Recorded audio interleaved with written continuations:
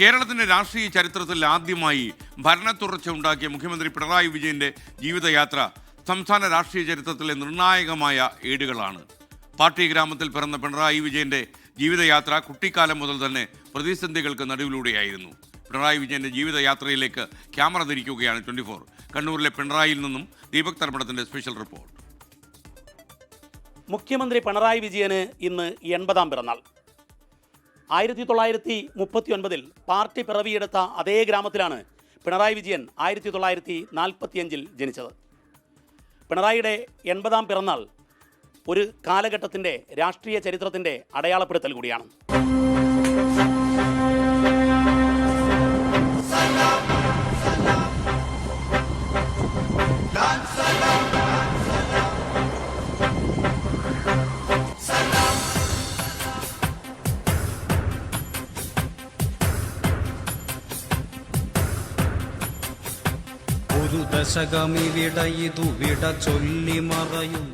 പിണറായിക്ക് ഇന്ന് 80-ാം പിറന്നാൾ. കമ്മ്യൂണിസ്റ്റ് നേതാവായ പിണറായി വിജയൻ പിറന്നാൾ ആഘോഷിക്കുക പണ്ടേ പതിവില്ല. എന്നാൽ കേരളത്തിൻ്റെ മുഖ്യമന്ത്രി പിണറായി വിജയന്റെ ജന്മദിനം അടയാളപ്പെടുത്തി ആഘോഷിക്കപ്പെടുകയാണ്. 80 ആണ്ടിൻ്റെ നിറവ് കേരള ചരിത്രത്തിൻ്റെ ഭാഗം കൂടിയാണ്. പാർട്ടി പിറന്ന പിണറായി ഗ്രാമത്തിൽ തന്നെയാണ് 1945 മെയ് 24 പിണറായിയുടെ പിറവി. ചെത്തുതൊഴിലാളി മുണ്ടയിൽ കോരന്റെയും കല്യാണിയുടെയും ജീവിത പ്രതിസന്ധികളിലേക്കാണ് ഇളയ മകനായി വിജയൻ പിറന്നത്. 13 മൂത്ത സഹോദരങ്ങളിൽ 11 പേരും നേരത്തെ മരണപ്പെട്ട കുടുംബത്തിന്റെ വേദനകളിലേക്കായിരുന്നു കൈക്കുഞ്ഞായ വിജയന്റെ അടക്കിപ്പിടിച്ചുള്ള പുഞ്ചിരിയെത്തിയത്. കഷ്ടപ്പാടുകൾക്കൊപ്പമായിരുന്നു യാത്ര. പിണറായിയിലെ RC അമല സ്കൂളിലായിരുന്നു പ്രാഥമിക പഠനം. പിന്നീട് പെരളശ്ശേരി ഹൈസ്കൂളിൽ പഠിച്ചു ജയിച്ച് ധർമ്മടം ബ്രിണ്ണൻ കോളേജിലേക്ക് PUC പഠനത്തിനെത്തി. അതോടെ പിണറായി വിജയൻ എന്ന നേതാവിന്റെ പിറവിയായി. BA പഠനവും ബ്രിണ്ണനിൽ തന്നെ. 5-ാം ക്ലാസ് മുതൽ BA വരെ പിണറായിക്കൊപ്പം പഠിച്ച KP ശ്രീമതി ടീച്ചർ പിണറായി വിജയന് പിറന്നാൾ ആശംസ നേർന്നുകൊണ്ട് പറയുന്നത് ഏറെ സന്തോഷത്തോടെയാണ്. പ്രത്യേകം പറഞ്ഞാൽ ചെറിയ പ്രായത്തിൽ മാത്രം ഇപ്പോഴും ഞാൻ കണ്ടിട്ടുള്ളത് അധികം സംസാരിക്കുകയില്ല, ആവശ്യത്തിന് മാത്രം സംസാരിക്കും. പക്ഷേ ആ പറയുന്നത് മുഴുവൻ വളരെ അർത്ഥവത്തായിട്ടുള്ളതായിരിക്കും.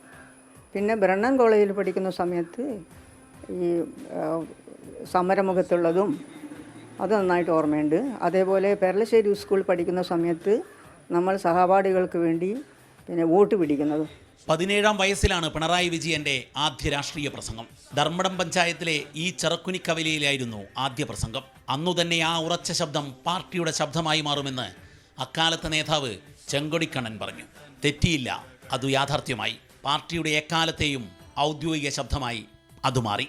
26-ാം വയസ്സിൽ കൂത്തുപറമ്പിൽ നിന്നും MLA ആയി. അടിയന്തരാവസ്ഥയിൽ പോലീസ് കസ്റ്റഡിയിലെടുത്തു മർദ്ദിച്ച് ജയിലിലടച്ചതും പിന്നീട് നിയമസഭയിലെ പ്രസംഗവും രാഷ്ട്രീയ ചരിത്രത്തിന്റെ ഭാഗമാണ്. പണ്ടേ ഇഷ്ടം സംഘാടനത്തോടായിരുന്നു. സംഘടനാ ചുമതലകളിലായിരുന്നു കേന്ദ്രീകരിച്ചതേറെയും. റെഡ് വളണ്ടിയർമാരെ പരിശീലിപ്പിക്കുന്നതിലായിരുന്നു ചെറുപ്പകാലത്തു തന്നെ പിണറായി വിജയൻ ശ്രദ്ധ കേന്ദ്രീകരിച്ചത്. അന്നൊപ്പം നടന്ന പാറപ്പുറത്തെ ബാലൻ ഓർത്തെടുക്കുന്നത് ഇങ്ങനെ: 66 കാലത്തല്ലോ വണ്ടികൾസിൻ്റെ ഒരു പരിശീലനത്തിന് എപ്പം നോക്കുമ്പോൾ ഇവിടെ വരും. എല്ലാ ദിവസവും രാവിലെ ഒരു 5:30-6 മണിയാകുമ്പോഴേക്ക് ഈ പള്ളിക്കാട് മൈതാനിലെത്തും. ഇവിടെ 10-30 വളണ്ടിയർമാരുണ്ട്. അതിന് വണ്ടികൾ പരിശീലനം കൊടുക്കാനും വിജയനും പിന്നെ ഒരു MP ദാമോദരൻ എന്ന് പറഞ്ഞിട്ടുള്ള ഒരാളുണ്ട്, വെള്ളം കൂടി കൊടുക്കുക. വിജയൻ എല്ലാ ദിവസവും ഇവിടെ വരും രാവിലെ. വിദ്യാർത്ഥി സംഘടനാ രംഗത്ത് KSFന്റെ യൂണിറ്റ് ഭാരവാഹിയായി തുടങ്ങി ജില്ലാ സംസ്ഥാന നേതാവ് വരെയായി 24-ാം വയസ്സിൽ തന്നെ CPIMന്റെ കണ്ണൂർ ജില്ലാ കമ്മിറ്റി അംഗമായി. അങ്ങനെ ചെറുപ്പത്തിലെ പാർട്ടി പടവുകൾ ഓരോന്നായി പ്രവർത്തിച്ച് മുന്നേറി പിണറായി യാത്ര തുടർന്നു. എന്നാൽ ഒട്ടും എളുപ്പമായിരുന്നില്ല പിണറായിയുടെ ആ രാഷ്ട്രീയ യാത്ര. രാഷ്ട്രീയ പ്രതിയോഗികളും ഭരണകൂടവും പണ്ടേ പിണറായിയെ ശത്രുപക്ഷത്തു നിർത്തി. അങ്ങനെ ഭീഷണികൾ അനവധി നേരിട്ടു. ബ്രിണ്ണനിൽ തുടങ്ങിയ ഭീഷണി കണ്ണൂരിലെ പഴയ രാഷ്ട്രീയ സംഘർഷകാലത്തും തുടർന്നു.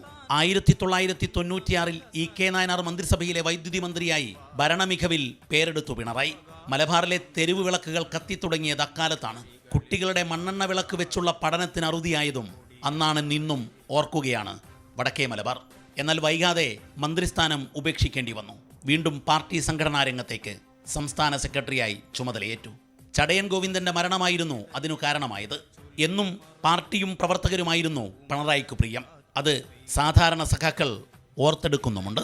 ഒരു രക്ഷയുമില്ലാതെ അവസാന സ്ഥിതിയിൽ എൻ്റെ ജീവിതത്തിൻ്റെ അവസാന കാലഘട്ടത്തിൽ അമൃതയിൽ എന്നെ നിർബന്ധിച്ചുകൊണ്ട് ഓപ്പറേഷന് വിധേയമാക്കുകയും എൻ്റെ ആരോഗ്യം ഇന്ന് മെച്ചപ്പെട്ടു വരികയും ചെയ്യുകയാണ്. എൻ്റെ ജീവൻ നിലനിർത്താൻ ആവശ്യമായ എല്ലാ സഹായങ്ങളും ഒരു പാർട്ടി പ്രവർത്തകൻ എന്ന നിലയ്ക്ക് പിണറായി കേരള മുഖ്യമന്ത്രി ചെയ്തു തന്നിട്ടുണ്ട്. എപ്പം കടപ്പാടുള്ളതാണ്. പാർട്ടിയിൽ ശക്തമായ വിഭാഗീയതയിൽ പിണറായി വിജയൻ വളഞ്ഞിട്ടാക്രമണങ്ങളെ നേരിട്ടു. ഒരു ഭാഗത്ത് VS-ഉം സംഘടനയിലെ ഒരു കൂട്ടം ആളുകളും പിന്നെ മാധ്യമങ്ങളും ഒരുമിച്ചായിരുന്നു അന്നത്തെ ആക്രമണത്തെ നയിച്ചത്. മലപ്പുറത്തെ സംസ്ഥാന സമ്മേളനത്തിൽ തോറ്റ് പിണറായിലേക്ക് മടങ്ങുമെന്ന തിട്ടൂരത്തെ കാറ്റിൽ പറത്തി മിന്നൽ പിണറായി എന്ന തലക്കെട്ടിടേണ്ടി വന്ന വിജയഗാഥയാണ് പിണറായി വിജയൻ മലപ്പുറത്ത് രചിച്ചത്. വിഭാഗീയതയിൽ രണ്ടായി പോകുമെന്ന് കരുതിയ കേരളത്തിലെ പാർട്ടിയെ തൻ്റെ കർക്കശ നിലപാടുകൾ കൊണ്ട് ഒന്നായി നയിച്ച് മുന്നോട്ട് കൊണ്ടുപോയി. ഒടുവിൽ ആലപ്പുഴയിലെ സംസ്ഥാന സമ്മേളനത്തിൽ വെച്ച് കോടിയേരി ബാലകൃഷ്ണനെ ഏൽപ്പിച്ചത് വിഭാഗീയതയെ അതിജീവിച്ച പാർട്ടിയായിരുന്നു. അങ്ങനെ കോടിയേരിയെ സംസ്ഥാന സെക്രട്ടറി പദത്തിലെത്തിച്ചാണ് പിണറായി സെക്രട്ടറി പദം വിടുന്നത്. മാധ്യമങ്ങൾക്കൊരിക്കലും അഭിമതനായിരുന്നില്ല പിണറായിക്ക് അത് അങ്ങനെയാവണമെന്ന് നിർബന്ധവുമില്ലായിരുന്നു. വിവാദങ്ങളെ ഒട്ടും കൂസാതെ തൻ്റെ ശരികളിൽ മാത്രം ഉറച്ചായിരുന്നു മുന്നോട്ടു പോക്ക്. പരുക്കനെന്ന് പൊതുവിൽ വിലയിരുത്തപ്പെട്ട പിണറായി സൗഹൃദങ്ങൾ എത്രമേൽ കാത്തു സൂക്ഷിച്ചിരുന്നുവെന്ന് അടുപ്പക്കാർക്കു മാത്രം അറിയാവുന്നതാണ്. നാട്ടിലെ സാധാരണ തൊഴിലാളികൾ മുതൽ സൂപ്പർ താരം കമലഹാസൻ വരെ നീളുന്നതാണ് പിണറായിയുടെ സ്നേഹ സൗഹൃദങ്ങൾ. അതെന്നും കാത്തു സൂക്ഷിക്കും. ഒരാവശ്യം വന്നാൽ കണ്ടറിഞ്ഞു സഹായിക്കുന്ന പിണറായിയെ നാട്ടിലെ സഖാക്കളും സുഹൃത്തുക്കളും അടയാളപ്പെടുത്തുന്നുണ്ട്. ഞങ്ങളെ ഒരു 10-65 കൊല്ലത്തോളം 60 കൊല്ലത്തോളമുള്ള ബന്ധമാണ്. ഇന്നും അത് നല്ല നിലയിൽ തുടരുന്നുണ്ട്. സഖാവിൻ്റെ പിന്നെ ഈ 80ാം ജന്മ ആശംസ ഒരിക്കൽ കൂടി നേർന്നുകൊണ്ട് ഇനി അങ്ങോട്ടുള്ള പ്രയാണത്തിൽ എല്ലാവിധ ആശംസകളും നേരുന്നു. പിണറായിയുടെ സ്നേഹവും കരുതലും തൊട്ടറിയുന്നവർക്ക് മാത്രം തിരിച്ചറിയാവുന്നതാണ്. അത് ഭരണാധിപൻ എന്ന നിലയിലും ഗൃഹനാഥൻ എന്ന നിലയിലും നേതാവെന്ന നിലയിലും ഒക്കെ അങ്ങനെയാണ്. വലിയ നേതാവായ കാലത്തും സ്വന്തം അമ്മയുടെ നഖം വെട്ടിക്കൊടുക്കാൻ പോലും പിണറായി വിജയൻ സമയം കണ്ടെത്തിയിരുന്നു എന്നതാണ് ആ കരുതലിൻ്റെ ആഴം. സ്വന്തം അമ്മയെ നോക്കുന്ന കാര്യത്തിൽ ഞാനൊരു സുരക്ഷം കടപ്പിലുള്ള സമയം ചെല്ലുമ്പോൾ കാലിൻ്റെ നഖം മുറിക്കുന്നു. വിജയേട്ടൻ കാലിൻ്റെ നഖം മുറിക്കുന്ന അമ്മേൻ്റെ അത്ര അമ്മേനെ നോക്കുന്ന പോലെ പ്രായസമ്മറി എല്ലാം ഭയങ്കര ഇഷ്ടമാണ്. പിണറായിക്കൊപ്പം എന്നും നടന്നതാണ് പ്രതിസന്ധിയും വിവാദങ്ങളും. എന്നാൽ ഒട്ടും പതറാറില്ല. എല്ലാ പ്രതിസന്ധി ഘട്ടത്തിലും ഒപ്പമുണ്ടായിരുന്നത് അടുത്തറിയാവുന്ന നാട്ടുകാരും സഖാക്കളും പിന്നെ ഭാര്യ കമല ടീച്ചറും. പാർട്ടിയിലെ പ്രതിസന്ധികൾ മറികടന്ന് ഭരണാധിപനായപ്പോൾ കോവിഡ്, പ്രളയം അങ്ങനെ എത്തി പ്രതിസന്ധികൾ പല വിധത്തിൽ. ഈ 80ാം പിറന്നാളിൻ്റെ വേളയിലും വിവാദങ്ങൾ വിടാതെ പിന്തുടരുകയാണ് ദേശീയപാത തകർന്നതിൻ്റെ രൂപത്തിൽ. എന്നാൽ ഇതിലൊന്നും തെല്ലും തളരാതെയാണ് ആ വിജയയാത്ര. അതെ, പിണറായിയുടെ 80ൻ്റെ നിറവിലെത്തിയ വിജയയാത്ര. ക്യാമറാമാൻ മുനീഫ് തിരൂരിനൊപ്പം കണ്ണൂരിൽ നിന്നും ദീപക് ധർമ്മടം, 24.